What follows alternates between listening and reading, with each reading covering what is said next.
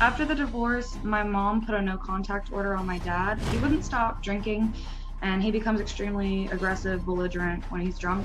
And he also showed up to our house and tried to take us. He fought for a while to try and get his visitation back, but he couldn't stop drinking. So it's just kind of been the alcohol over us ever since. Well, that was Casey talking about taking a back seat to her father's drinking problem. Now, Kim says she divorced him because he was an alcoholic, and ever since they split, her 16-year-old, Kimberly, has been out of control, rebellious, and violent. Now, Dr. Charles Sophie is a psychiatrist and the retired medical director of the County of Los Angeles Department of Child and Family Services for 22 years. He's also a member of the Dr. Phil Advisory Board, so thank you for being here, because I wanted you to weigh in on all of this. Thank you. Kimberly's father, Todd, is going to join us virtually now. Todd, are you there? Yes, sir.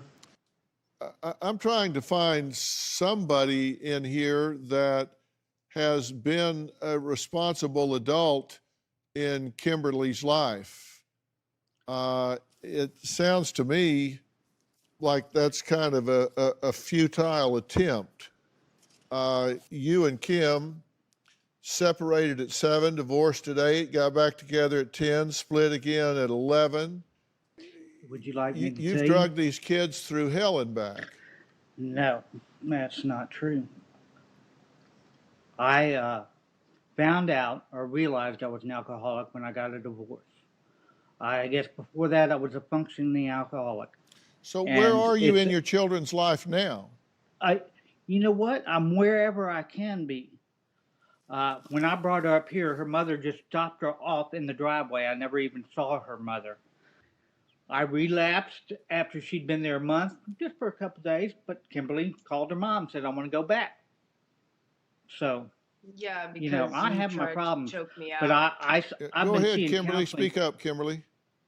I went back home because you took my phone. We got in an argument, and so you threw me on the ground and tried to choke me out. And I had to scratch you and hit you to get you off of me. And so, yeah, you were blackout drunk just like you always are.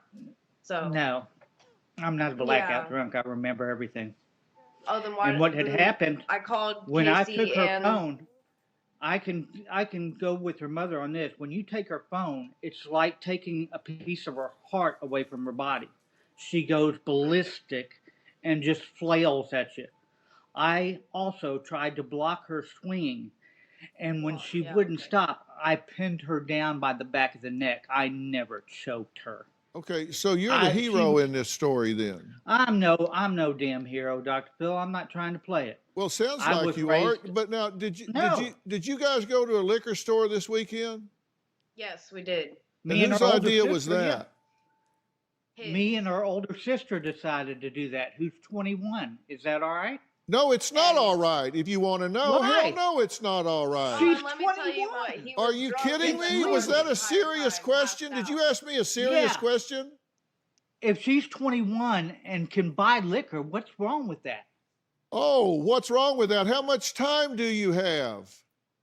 What's wrong with What that? This difference does it entire make to you? family, That's this it. entire family is dysfunctional on. with drugs and alcohol. Whatever. You're the father, and you're Whatever. going and you're going to go I to knew a this- liquor store. I knew this is how this was going to go. And then he was passed out drunk in the car the entire time we were out, supposed to be hanging out around the city called Green to go around the little shops. He drank his bottle and then passed out over it in the back seat while we went around the shops. Okay, well, he's walked off. That's very mature, Father.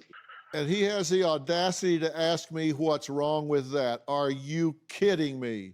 When I think I've heard it all, I hear something else. When things get out of control, Kim calls the police on Kimberly. We're calling the cops. Do it. It's going to be a fun night.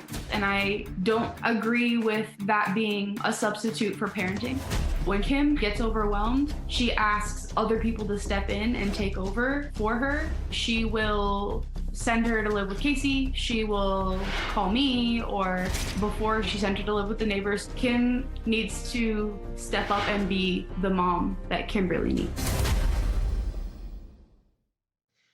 Well, that was Carly talking about Kim's lack of parenting skills. Carly says it's time for Kim to finally take charge and parent her 16-year-old daughter, Kimberly. Now, We were just talking to Father Todd, who just clicked off because he didn't like what I was saying. It was his idea to take his daughters to the liquor store this weekend when we're focused on trying to figure out the dysfunction in this family, of which drugs and alcohol are clearly a part. So his contribution is, hey, in the run-up to this, let's go to the liquor store, where he gets falling down blackout drunk. And Casey, you got drunk as well, right? Yes, sir. We have a little video clip of Casey rolling down a hill. Her roommate said she got blackout drunk this weekend after being upset when she saw her dad. Her roommate sent us this video. What are you doing? Well, at least you stopped before you rolled into the freeway. So yeah, Dad, good plan. Really good idea.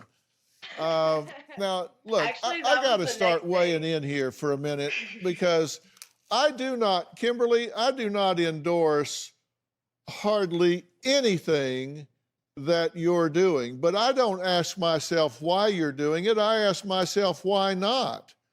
I get it. I understand that you are pissed off. I don't wonder why you're pissed off. I totally get it. If I were you, I would be hugely pissed off at my parents.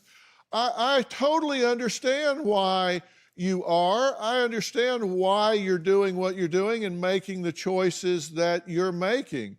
I just wish you weren't, because you had better options. Dr. Sophie, Yes, what sir. needs to happen here? Well, I think what you said to Kimberly is absolutely right on. I mean, Kimberly, you're a really great woman. You have a lot to offer. You know you do. You're an intelligent woman. I'm sorry that you were gypped like this, but you have to want to do better. And I think you do, but I think you're afraid, maybe. The bottom line is she needs parents. She needs somebody to guide her, even if she doesn't want to hear that. Kimberly, you're not the problem here. Right. Right. You're a symptom of the problem here. This is a family dynamic, and you're just one of the symptoms of the family dynamic. And if nobody said this before, let me say it to you now. Kimberly, you're not the problem here. Right. This is a family dynamic problem, and you're the squeaky wheel. But Kimberly, Casey, I want you guys to know this isn't your fault. You're not bad for this. You're just making bad choices, which I understand. Do you have a story or a question for me? If you do, click the link in the description and tell me what in the world is going on with you.